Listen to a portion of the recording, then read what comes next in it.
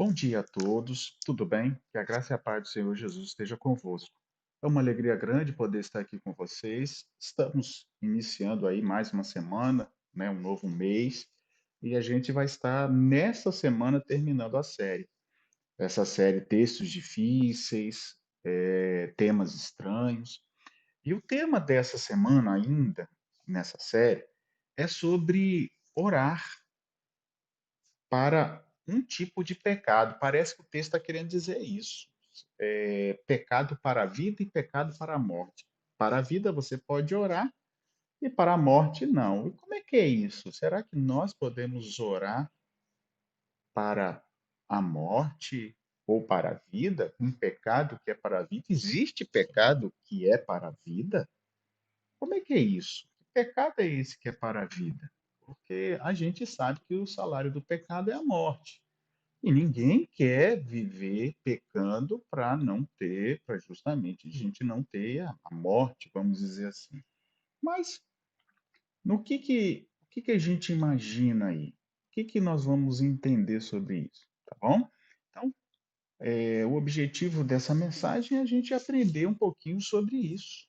Que pecado é esse para a vida, pecado para a morte, e como é que a gente pode sobreviver a isso e orar, né? Como é que a gente pode orar por isso? Tá bom? Feche seus olhos, vamos estar orando ao Senhor. Bondoso Deus, Pai querido, agradecemos a Ti as bênçãos, te pedimos a Tua paz, a Tua bênção também sobre a nossa vida no dia de hoje. Perdoe, Senhor, os nossos pecados e ajuda-nos a entender esse texto. Te pedimos essas bênçãos em nome de Jesus. Amém. Abra sua Bíblia no livro de São João, primeira carta, né, a João, 1 São João, capítulo 5. Nós vamos ler aí a partir dos versos 16 e 17, tá? E depois a gente vai ler um pouquinho mais o contexto. Diz assim, 1 João 5, versos 16 e 17. Se alguém vir a seu irmão cometer pecado, não para a morte, pedirá, e Deus lhe dará vida aos que não pecam para a morte. Há pecado para a morte, e por esse digo que não rogue. Toda injustiça é pecado, e há pecado não para a morte. Bem, como é que a gente pode entender esse contexto de pecado, de vida, pecado de não para a morte? E eu fiquei me perguntando, né? Na verdade, foi um amigo nosso que falou para, pastor, o senhor podia falar sobre isso? A lição da Escola Sabatina não toca nisso, mas ela tem uma parte passada, já tem algumas lições passadas que tem esse texto. Como é que é isso, rogar? Porque a princípio, quando a gente olha, como é que a gente pode rogar? Tudo bem, pecou, né? A gente entende assim, não, vou rogar para que Deus possa perdoar o pecado. Mas parece que o texto não tá assim, pode até dar a entender isso, mas olha só, tem pecado não para a morte, e pedirá e Deus dará a vida. E tem pecado que é para a morte. Mas eu achava que todos os pecados levassem à morte, porque o salário do pecado é a morte. Então, como é que tem que pecado para a vida e pecado para a morte, né? Se todos seriam para a morte. Será que o texto está querendo dizer que há pecado que você pode pedir perdão e há pecado que você não pode pedir perdão? Será que isso tem a ver com o pecado com o Espírito Santo, né? Que Jesus fala que pecar contra o Espírito Santo, pecar contra o Pai, contra o Filho, você vai ter perdão. Pecar contra o Espírito Santo, você não terá perdão. Será que é isso que o texto está querendo dizer? O que vem na nossa mente? O que vem na sua mente sobre isso? E eu fiquei procurando entender um pouquinho mais sobre isso. E todo texto difícil, normalmente a gente segue três passos. Primeiro, a gente lê o texto em si, depois o contexto imediato e depois o outro contexto, o contexto geral. O contexto geral da Bíblia, ela já me diz que pecado é morte e que todo pecado pode ser perdoado. Jesus falou isso. Aqui não está falando necessariamente do Espírito Santo, porque ele diz que o pecado contra o Espírito Santo, isso aí é um outro tema, de repente amanhã a gente pode falar sobre isso, o que é pecado contra o Espírito Santo. Mas aqui não fala do Espírito Santo em si, nem o contexto fala do Espírito Santo, então não é o Espírito Santo. Então, primeiro, pecado, todo pecado gera morte, né? Pecado é a morte, e que nós podemos orar pedindo perdão pelos pecados. Ponto. Então, esses dois textos a gente já sabe. Esse é o contexto geral da palavra de Deus. O que diz o contexto imediato aqui? Vou ler de novo, vamos lá. Se alguém vir ao seu irmão cometer pecado, não para a morte, pedirá e Deus lhe dará vida. Se não estivesse essa expressão não para a morte, só estivesse só pecado, você entenderia perfeitamente como eu. Olha só. Se alguém vir seu irmão cometer pecado, pedirá e Deus lhe dará vida. O que está querendo dizer isso? Ninguém está entendendo, mesmo tirando essa morte, ninguém está entendendo que a pessoa está orando para que a outra continue em pecado. Ou não, dê vida para que o pastor Moisés continue em pecado. Não. O que eu entendo é estar orando para que Deus perdoe, para que Deus dê vida, né? Para que Deus não destrua a pessoa, dá oportunidade de salvação. Quantas mães oram quando os filhos vão embora ou vão para fazer alguma coisa que a mãe sabe que é algo errado e fica clamando ali a Deus, pedindo misericórdia. Então eu entendo no início assim, ó, se alguém vir seu irmão cometer pecado, não vamos ler essa para a morte, pedirá e Deus lhe dará vida. Só que a expressão de morte e peca para a morte e peca não para a morte, aí é que confunde, né? E aí diz assim: há pecado para a morte, e esse eu digo que não rogue. Como é que é isso, pecado para a morte? Você vai ver alguém pecando para a morte e não é para rogar, não é para orar, não é. Como é que é isso? Aí, olha só, o verso 17 já é alguma indicação do que é. Toda injustiça é pecado. E há pecado não para a morte. Bem, então, a Bíblia está dizendo que a injustiça é pecado e também tem pecado que não é para a morte.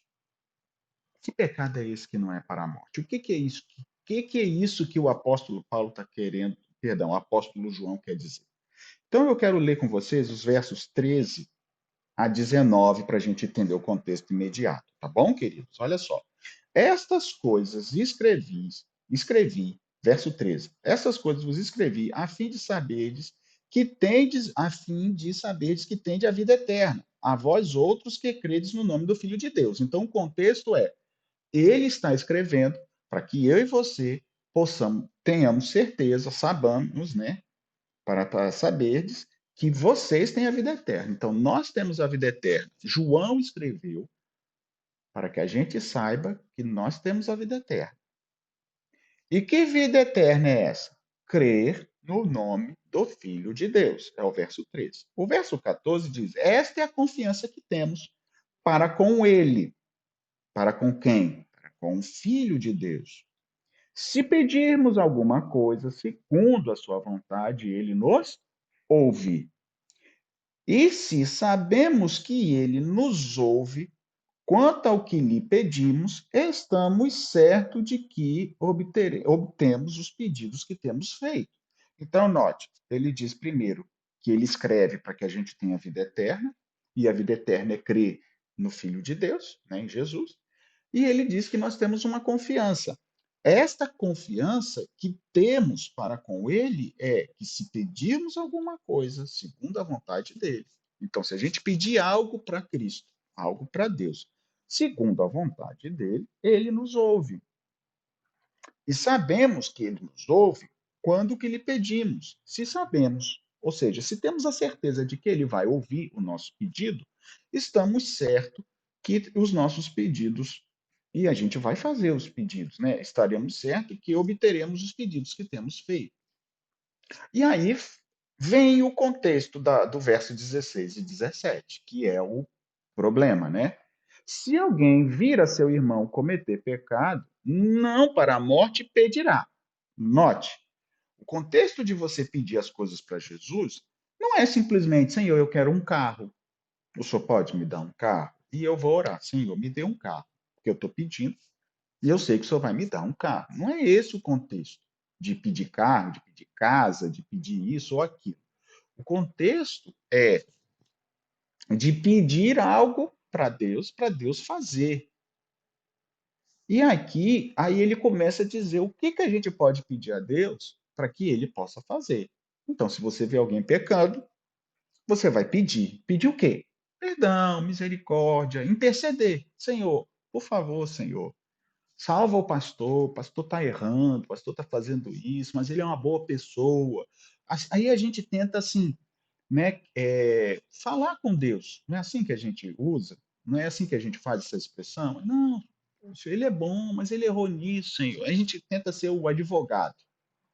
Então é nesse contexto. Se alguém viu seu irmão cometer pecado, pedirá e Deus lhe dará vida. Então dá mais uma chance para o pastor está errando, tal, por favor. Estou falando pastor porque eu sou o pastor. Eu seria o envolvido, vamos dizer assim. E aí? E Deus lhe dará vida, porque o pecado dele não é pecado para a morte, mas há pecado para a morte. E esse eu digo que não rogue. E aí? E se eu estiver pecando para a morte? Como é que a pessoa não vai rogar? Porque do jeito que ele está falando, a pessoa consegue identificar se é pecado para a vida ou pecado para a morte. Pelo menos parece isso. Olha, você pode rogar, mas desde que não seja pecado para a morte. Se for para a morte, não rogue. Ah, tudo bem. Apóstolo João, pode deixar. Eu só vou rogar se for para a vida. Se for para a morte, eu não vou rogar, tá bom? Não vou interceder, nem para o pastor. E aí? Porque em lugar nenhum a gente lê pecado de vida, pecado para a morte. Como é que vamos entender isso? Porque ele está escrevendo, e para o público que ele está escrevendo, dá a entender, pela maneira como ele está falando, que o povo sabe identificar. E aí ele começa, né? No verso 17, 18 e 19. No verso 17, ele fala que toda injustiça é pecado. Então, tudo que é injusto é pecado. Ponto. Aí ele relembra: há pecado para a morte. Tá bom? Quer dizer, e há pecado para a não morte. Parece que então a injustiça é pecado e pecado para a morte? Ou não? É ou não é? Aí, verso 18. Sabemos que todo aquele que é nascido de Deus não vive pecando, certo? Antes, o que nasceu, Deus o guarda e o maligno, o mal, não toca. E sabemos que somos de Deus e que o mundo inteiro jaz no maligno. Bem, como entender tudo isso? Eu traduzi, né, assim, fui pegando as palavras dos versos 16 aos versos 18 para a gente entender. E aí a gente vai compreender um pouquinho mais. A gente lendo aqui, a gente já sabe que a gente pode orar, Deus vai ouvir, mas a questão é como identificar pecado para a morte ou pecado para a vida, tá? Então vamos lá ler.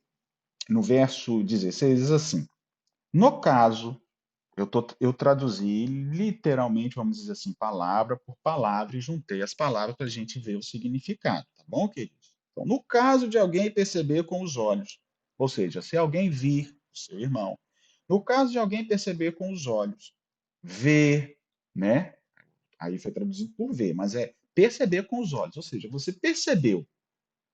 Porque olhar, eu posso estar olhando para um bando de coisas, ainda mais homem, né? Homem olha para um bando de coisas, mas não capta muitas coisas. A mulher já é mais apta a isso, né? Ela capta melhor. Então, no caso de alguém perceber com os olhos, o seu irmão, o seu companheiro dele, né? Conhecido, sabe? Porque se a gente vê alguém da rua, alguém que a gente não conhece, a gente não presta atenção. Mas quando é alguém conhecido, a gente, o pastor entrou naquele local, que lugar é aquele ali que ele entrou? Aí começa a andar devagarzinho para saber que lugar é aquele. Então, é conhecido. Conhecido, você presta mais atenção. Então, No caso de alguém perceber com os olhos, viu seu irmão, companheiro dele, né, amigo dele, errando o alvo e está errado, porque aqui a palavra diz cometer pecado. No original, a palavra cometer pecado é literalmente, não vou dizer que é pecado, pecado, mas é como se fosse pecado e pecando, sabe? São as duas palavras, só que um tá de um jeito, o outro tá de outro no hebraico, no grego. Então é como se fosse assim, pecado e pecando ou pecado. Então, em vez de ser cometer pecado, é pecando e pecando, vamos dizer assim.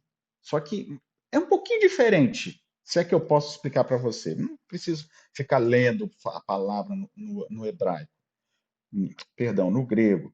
Mas para você entender o jogo de palavra, um é ramatia e o outro é ramatiano, tá? É a mesma coisa. Então, eu traduzi como errar, cadê? Errando o alvo, porque pecado é errar o alvo, e está errado. Então pode ser está errado ou errando o alvo. Então, como foi duas vezes, então olha só. No caso de alguém perceber com os olhos o seu irmão, o seu companheiro, errando o alvo e estando errado, porque olha só, errando o alvo e estando errado. Porque quando você erra o alvo, qual é o alvo? Você não pode fazer isso, mas você está fazendo. Então você está errando o alvo que você sabe que não deveria fazer. Ao você errar o alvo, você já está o quê? Errado. Que coisa, não? Você errou o alvo, você já está errado. Então, ok? Errando o alvo e estando errado, que não em direção à morte, ao pecado para a morte, que não em direção à morte, suplicará e rogará, no sentido de pedir mesmo a Deus, suplicar a Deus. E Deus, ele próprio, dará a alguém, dará à pessoa o que se pede. Ou seja, você vai ver alguém que está errando o alvo e estando errado, que não é para a morte, né? Que não é em direção à morte. E essa palavra morte, que é morte mesmo, ela, no sentido amplo, inclui as misérias que se originam do pecado, inclui a morte física, como a perca de uma vida consagrada a Deus e abençoada por Ele na terra. Ou seja, por que eu fiz essa questão de leitura? Para a gente entender que a morte, quando está dizendo, não é simplesmente você foi e morreu. Pum. Ei, pastor, esse aí acho que vai para a morte, né? Morte eterna e tal. Mas esse tipo de morte é com esse sentido, de que alguém que está se perdendo de uma vida consagrada. Então quer dizer que tem gente com vida consagrada que pode errar o alvo? E aí, queridos? Pode ou não pode? Posso dar um exemplo? Moisés, na Bíblia, não eu, né? Moisés na Bíblia, ele tinha uma vida consagrada ou não tinha uma vida consagrada a Deus? Acredito eu, pelas provas ali da Bíblia, que ele tinha uma vida consagrada a Deus. Teve um momento, pelo menos dois, né? Um, ele pediu a Deus a morte, porque o povo estava chorando ali, ele pediu a morte. O outro momento, ele chamou o povo de rebelde e feriu a rocha pela segunda vez. Ele errou. Ele errou o alvo. O alvo era falar a rocha, ele errou, feriu a rocha e falou o povo, chamou o povo de rebelde. Chamou o povo de Deus de rebelde. Mas era mesmo, pastor? Sim. Mas você já viu uma criança levada e a mãe está ali próximo, vendo o filho fazendo coisa errada e não fala nada. Mas vai você falar, menino, e aí a mãe vem igual a onça, não é assim? Deus é assim também com os seus filhos. Uma coisa é Deus repreender-nos, outra coisa é alguém que não é Deus vir falar com a gente. Por isso que nem todo mundo é profeta que veio em nome do Senhor para repreender, porque Moisés chamou o povo de rebelde e feriu a rocha pela segunda vez. E por ele ter chamado o povo de rebelde, ter ferido a rocha pela segunda vez, ele não entrou na terra prometida. Ali, né? Entrou depois, foi para o céu, depois entrou no Monte da Transfiguração. Então, aí eu consigo entender um pouquinho mais. Primeiro, por quê? Por causa dessa palavra morte. Essa palavra morte quer dizer morte, sim, mas ela também pode significar, isso eu acabei de ler, num sentido mais amplo, a morte, incluindo as misérias que se originaram no pecado e que inclui a morte física. É lógico que muita gente entende essa morte física só o físico e depois vai sofrer, queimar pelos séculos dos séculos. Eu já expliquei aí no canal que não é bem assim. Então, a morte no sentido das misérias que se originaram no pecado e a perca de uma vida consagrada a Deus. Então, o que João está começando a me dizer? Se você vê alguém que é consagrado a Deus, que errou, que não pecou para a morte, porque não está perdendo a sua consagração, então você pode orar e Deus vai lhe perdoar. Perdão, Deus não vai lhe perdoar. Deus vai perdoar a pessoa, mas vai conceder o que você pediu para aquela pessoa. Senhor, por favor, perdoa o pastor, perdoa. Um erro. São erros. Errando o alvo. Ficou nervoso, falou algo e depois ficou triste e falou: Poxa, me perdoe. Ou seja, a pessoa tinha uma vida consagrada e errou. Acontece ou não acontece, queridos, nos dias de hoje? Acontece ou não acontece? Acontece. Aconteceu com Moisés. Não é para a gente errar o alvo. Não é para a gente estar errado. Não é para a gente viver errando. Mas o pecado para a morte é aquele que está perdendo uma vida consagrada. Então, se você tem momentos que a pessoa pode falar alguma coisa, pode agir de maneira errada e depois ver que agiu errado, que tem uma vida consagrada, que é nervoso, que fala. Eu estou colocando esse exemplo, mas não estou querendo dizer que é só de nervosismo.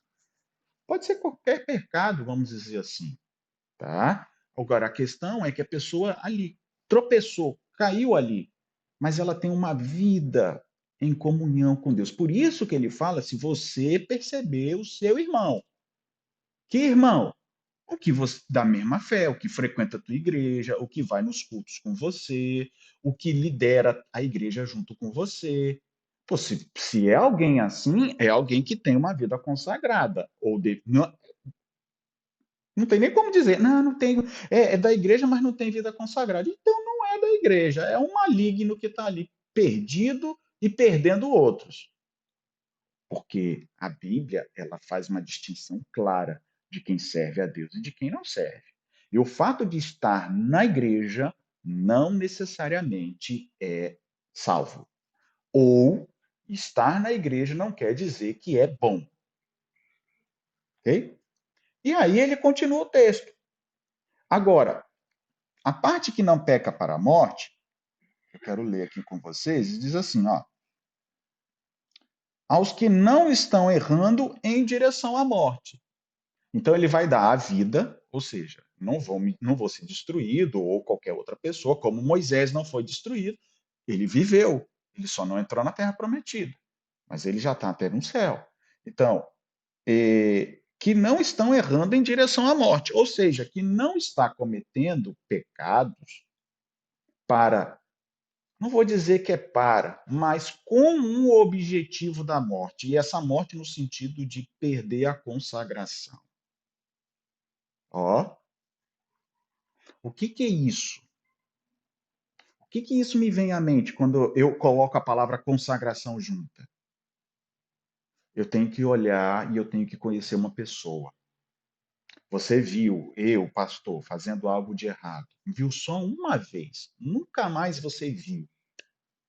Você pode orar a Deus. Senhor, olha, eu vi o pastor fazendo aquilo ali. Talvez foi um momento dele de queda, uma falha dele. Perdoa ele, por favor, Senhor. Poxa, ele é uma pessoa boa. Ele tem família e tal e tal. Por favor. Agora, você vê uma, você vê duas, você vê três. Como você disse, o irmão pecar contra você, vai até ele. Você falou, ele. Ah, quem é você para falar? Pastor, olha, eu vi o senhor fazendo. Quem é você para falar, rapaz? Cuida da tua vida que eu cuido da minha. Companheiro, crente, e tá errando o alvo. Está o tempo todo. Aí ele está fazendo o quê, segundo o apóstolo João? Para a morte. Entendem? Então, se você falou, se você.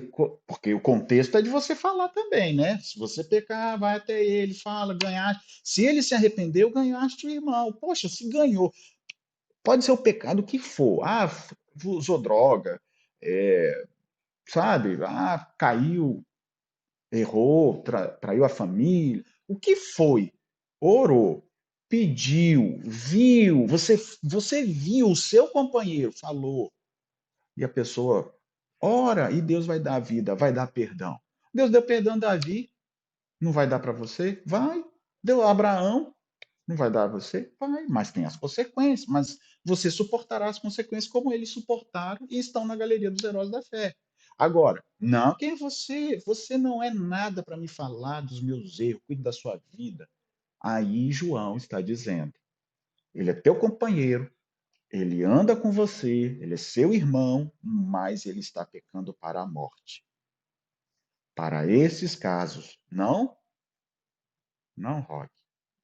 Como é que você vai rogar por alguém que obstinadamente quer fazer o mal? Está lá na igreja, e está lá. Não fale para ninguém também, não. Não. Cuida da sua vida que eu cuido da minha. Não é assim que tem acontecido em alguns lugares? Aí ele diz. Aí vem, olha só, verso 17. No original, tem uma palavrinha aí que é diferente. Toda injustiça é pecado. Ponto. E o que é injustiça? Eu fui procurar o que é injustiça na Bíblia para a gente compreender melhor. Então, a injustiça é injustiça de coração ou da vida. De coração é algo interno, né? Fazer algo errado. Da vida é dos atos, tá? Uma profunda violação da lei e um ato de injustiça. Qualquer coisa injusta. Errou, violou a lei de Deus ou a lei dos homens. Ato de injustiça. Ponto. É pecado. Ponto. Tudo é pecado. Então, errou, pecou. Errou, pecou. É isso que quer dizer. Tá? Então, literalmente, seria todo ato de injustiça está errado. É errar o alvo. Ponto. E aí vem a continuidade. E há pecado que não é para a morte. Esse há aí, no original, é o verbo ser ou estar no presente do indicativo. Ele literalmente está assim. Ser é o verbo ser ou estar no presente do indicativo. Então, se é o verbo ser ou estar, eu sou, tu és, ele é. Eu estou, tu estás, ele está. Ou está, ou é. Ou é ou está. Porque é o verbo ser ou estar na terceira pessoa do indicativo. Tá lá, irmãos. Posso pegar aqui e mostrar para vocês, se vocês não acreditarem. Então, não é. Cadê aqui? Até fugiu. Há pecado e há pecado para a morte. Então, esse há não é há. Não é há existir, né? E é pecado não para a morte. Ou seja, João, o apóstolo João, já está dizendo qual é o pecado que não é para a morte. É isso que ele está me dizendo. Toda injustiça é pecado. E é pecado não para a morte. Ou seja, é para você orar. Então, toda injustiça, todo ato injusto, todo ato ocorrido, que é violar a lei de Deus, é pecado. E isso não é pecado para a morte. Então, o verso 17, queridos, João já diz para quem a gente deve orar. Só que tudo que a gente conhece é errar, é injustiça. Então, tudo que a gente conhece, a gente pode orar pedindo perdão, ok? Porque no original é toda injustiça é pecado e é pecado. Esse não é a, tá? De existir.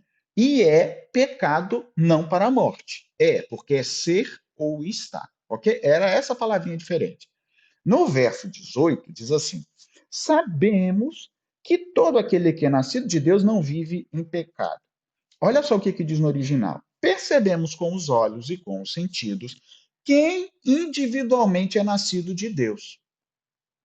E de fato a gente não percebe. A gente chega na igreja e vê uma pessoa diferente. Isso aí é uma pessoa, isso aí vale ouro. Não é assim que a gente fala? Esse aí, olha, essa mulher aí, essa mulher é uma mulher de oração, pastor, olha, ela é alguém especial, ela tem uma sabedoria fora do comum. Aquele senhor ali, pastor, que bênção de que homem de fé, de fé. Ou seja, João está dizendo isso. E é assim que acontece na igreja. Verso 18. Percebemos com os olhos, percebemos pelos sentidos. Quem individualmente é nascido de Deus. Ele não peca, ele não desvia da lei do Senhor. Ele não erra o alvo, porque a palavra errar é não desviar da lei, não errar o alvo. Note que não está dizendo que ele é impecável, ele não peca jamais, só falta o anjo vir arrebatar ele. Não. Você conhece quem é nascido de Deus. Ele não, ele não fica errando o alvo. Por isso que foi traduzido que ele não vive pecando, porque de fato é esse. Esse é o sentido. Não está no original o viver em pecado, mas é literalmente ele não peca, ele não transgride a lei, porque você vê uma constância de vida. Mas toda pessoa tem as suas falhas. E quando você vai conversar com estes grandes homens, falar, ainda preciso melhorar nisso, naquilo outro, não é verdade? Então a gente olha por alto, por fora, e a gente percebe que ele não comete falhas. E aí, mas quando você conhece no dia a dia, você percebe que ele tem as suas falhas e ele vê a sua luta com aquelas falhas. Só que não estou falando daqueles que enganam, estou falando porque a gente percebe com os olhos, com o sentido. E aí, eu indo para a parte final, ele diz assim: antes, o nascido de Deus, ele é cuidadosamente guardado, tomado conta. E esse guardar, tomar conta, é literalmente observado. O que é nascido de Deus, o Senhor o observa, o Senhor guarda, o Senhor protege, ele cuidadosamente toma conta. Amém, queridos? Ele toma conta de mim e de você. Por que ele toma conta? Para que o mal não lhe toque. Aí está maligno, mas o termo é mal. Mal. Por que que botou maligno? Porque lembra da oração do Pai Nosso? Livrai-nos do mal. O objetivo ali, quando Jesus está falando para a gente orar, para que o Senhor nos livre do mal, é para ele, vamos dizer assim, livrar da influência de Satanás, que é o mal maior. Então, essa expressão foi traduzida por maligno, mas é mal, mas com o objetivo maior de mostrar, sabe, o inimigo, Satanás. Por quê? Porque este mal, ele está na forma intensa de fazer maldade. Misericórdia, olha só. Ele é um desejo intenso derivado disso. Essa palavra aí, mal, no original, esse mal aqui é derivado do desejo intenso de fazer o mal. Ou seja, o inimigo tem um desejo intenso de fazer mal a você. Se ele tem desejo mal de fazer a você, Deus vai lhe proteger, desde que você é de fato nascido de Deus. Foi batizado, nasceu nas águas e é uma nova criatura. E aí vem essa expressão, o maligno não lhe toca. E eu entendi o que seria esse tocar, porque no original significa tocar, cadê? Tocar, assaltar, atacar. Então o mal não vai te tocar, o mal não vai te assaltar, o mal não vai te atacar. Como assim? Quer dizer que eu nunca vou ficar doente, nunca vai haver morte na minha casa, eu nunca vou ter tristezas? Não. No original, esse tocar é literalmente, olha só, vem de uma reflexão de significa colocar fogo em algo.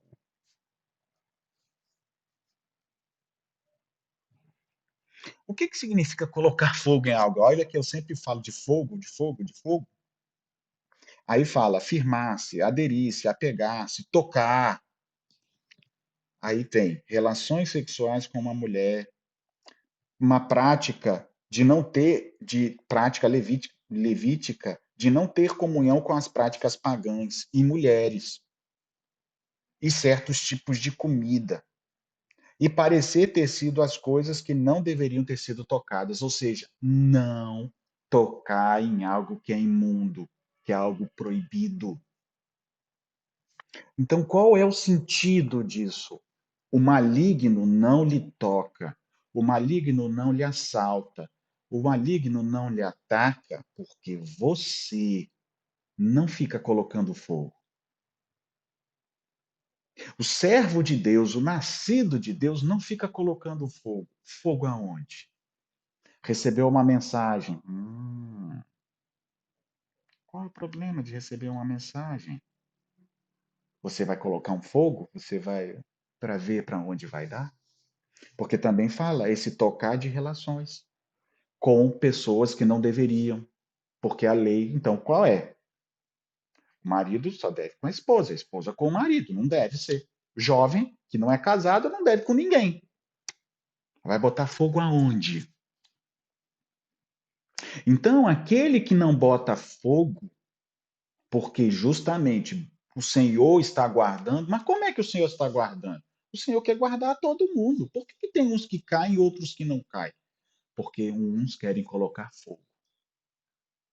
Mas às vezes não, né? Quem brinca com fogo, o que que acontece? Sempre se queima. Sabe, queridos, eu termino dizendo o seguinte: você e eu percebemos com os olhos. O texto quer dizer isso. Você percebe com os olhos o irmão que tem uma vida consagrada e errou.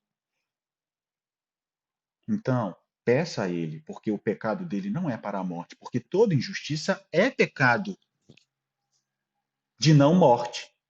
Então, ora por ele que o Senhor vai conceder vida, que o Senhor vai restaurá-lo.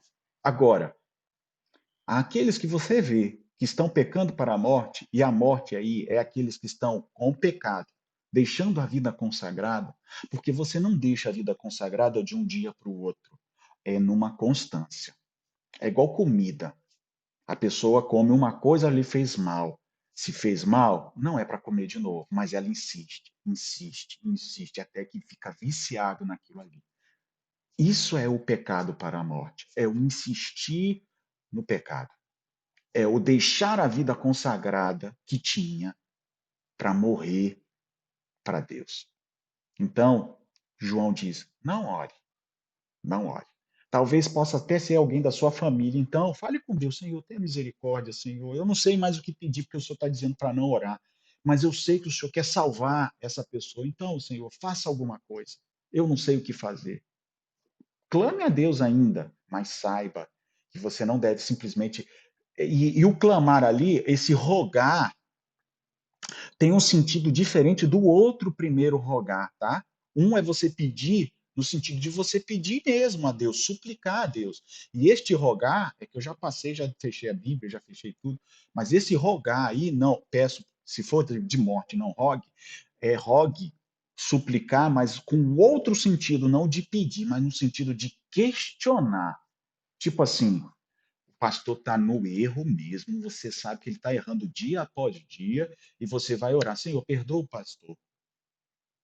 Perdoa o pastor, pastor. Senhor, por favor, né? Poxa. Aí você começa a questionar, por que que o senhor não vai perdoar? Ele não é seu filho? Ele não, não questione.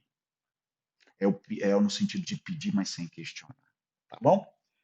Que você possa entender isso e que se você conhecer alguém pelos olhos, porque o nascido de Deus é diferente, não vive colocando fogo nas coisas, ele apaga.